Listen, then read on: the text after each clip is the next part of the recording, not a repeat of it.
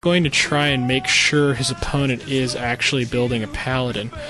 He doesn't have a whole lot of success doing that, so I think he ends up possibly just having to cancel the Death Knight before he really knows. But anyway, yeah, he's basically...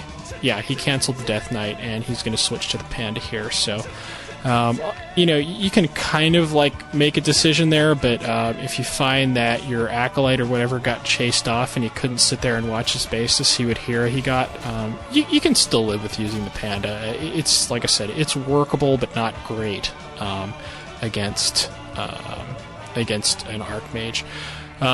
The basic idea, what Fav is going to do here, he's going to creep the Panda to level 3 pretty much as quickly as possible so he can get that level 2 fire.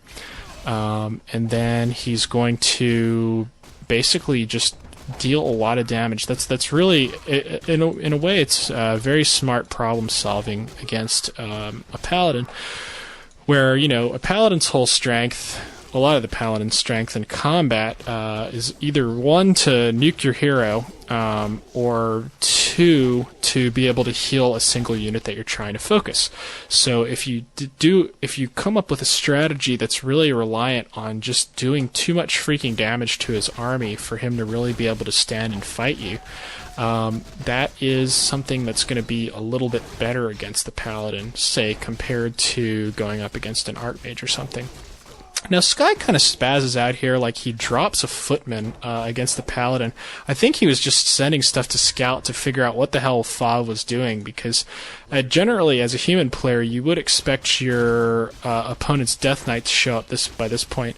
Now, like I said, Sky, if you look at him creeping here, he's actually going to lose a whole lot of stuff, like several militiamen. I don't know if he kind of spazzed out here or just couldn't get his Shadow Priest in place in time, but this actually ended up not working out too well for Sky. I don't know if he was just distracted by Fav's unusual build or what.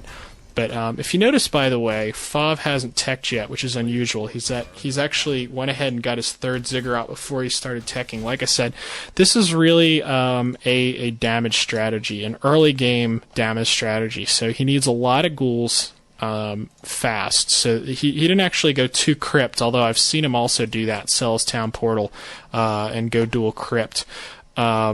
He did sell his town portal anyway, but anyway, I've seen him go dual crypt as well with this strategy. But basically, the gist of it is whether you go 1 crypt or 2, you're going to stay low tech for quite a bit longer while you get yourself enough ghouls to actually make a pretty substantial push on your opponent, and you're also going to use those extra ghouls to get your Panda to level 3 as fast as possible. So here it starts. In this case, Sky's a little bit weaker than this again as usual because he's got very low health on his Paladin. I imagine Fav at this point was probably expecting to see quite a lot more from Sky's army than he actually is going up against. But you notice one of the first things that he does, given the opportunity, is start picking off peasants. That's basically anytime you get peasant kills on the human player, kind of think of it. You're costing him a little bit of money, but ultimately what you're costing him is lumber. He's always going to have his peasants on gold and things, but generally those extra ones are coming from his lumber supply. So generally, if you can kill them off, as many as possible, you have a good opportunity to slow his tech down quite a bit. Let's see. Panda, by the way, really is going to need a Boots of Speed. So you notice, in fact, I believe that's what Fav actually sold his town portal to be able to buy that. So all the better if you can creep out a shop on your way to level 3, or just go to 1 at night.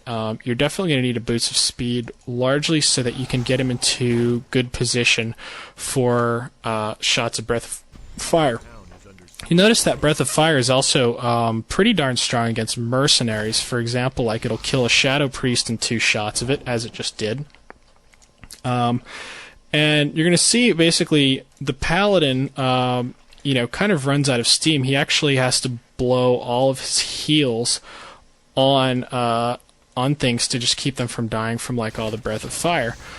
And you'll also notice that that Fav is actually going to micro pretty conservatively overall with his ghouls. He's really more concerned about keeping the expansion down than he is with actually like fighting and dealing damage to Sky's army. The ghouls are really just there to kind of add power to this, whole strategy. Just add more damage, have stuff to get in the way.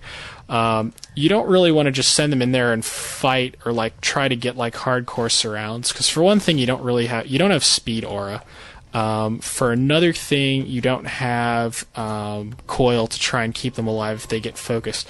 So if you're not fairly careful with picking your battles with them,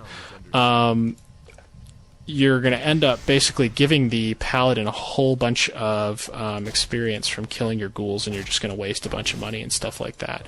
So if you find yourself playing this strategy and you're wondering why you lost so badly despite it working fairly well for 5 here, part of that reason might be because you were too careless with your ghouls. So just kind of keep an eye out for that. Let's see. You notice actually Fav's macro is pretty bad in this game. He's got like a whole lot of money stored up and stuff, and this is actually like a lot of times that you see pros kind of trying out new strategies early on, because basically I think Fav just got sick of getting stomped with Death Knight, and he's like, okay, I'm going to try something new against this whole Paladin business.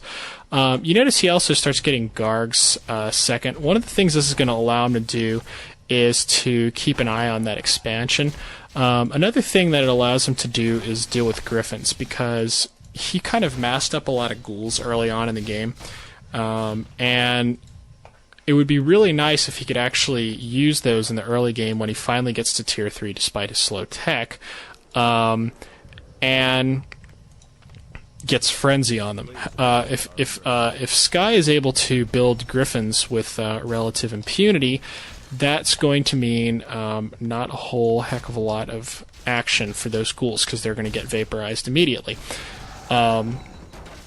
So really the gist of that gargoyle is twofold. One, it's to keep an eye on an expansion, and two, it is to prevent Sky from being able to build Griffins, at least without sufficient protection for them.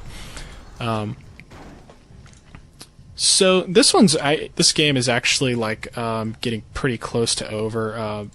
All it amounts to is just, like I said, Sky had a fairly weak early game. He lost some stuff creeping that he normally probably would not have. But basically, from all the repeated breaths of fire, he hasn't been able to keep an expansion up, for one thing, because peasants get wiped out in 2 breath of fires. Also, I will mention a couple things. You definitely don't want to waste the mana on your Panda while you're creeping, so other than maybe one at the very beginning, don't plan on using Breath of Fire to creep. Second, try and keep the Panda's hit points fairly high, because you're not going to have that DK regeneration aura that allows him, or be able to use your Blight. That kind of allows the Death Knight to get a little bit of early game HP regeneration in there. And yeah, just keep your mana high, because your whole purpose of creeping is to get yourself to level 3 and have lots of Breath of Fires. And basically that Paladin is going to really have his work cut out for him trying to keep all the human units alive, because they're just going to take so much freaking damage from that Breath of Fire. Notice that that ghouls still get killed here when Fav is fighting. However, it's fairly important you got to make your opponent work for those kills. One of the charms of the Paladin, as opposed to dealing with an Archmage, is that he does actually run out of mana sometimes. If he gets himself going all comfortable and he's able to get lots of lesser clarity potions and things like that, not so much. But he will actually run out of mana. So, even if a ghoul's going to die anyway, try and run it away. Make him blow that holy light to try to kill it off, because otherwise you may let him get the kill without actually spending the mana. And the Paladin's mana is a fairly limited resource. You can use that against him. There's one strategy that I'm kind of surprised I haven't seen tried. There was a guy that beat Insomnia a few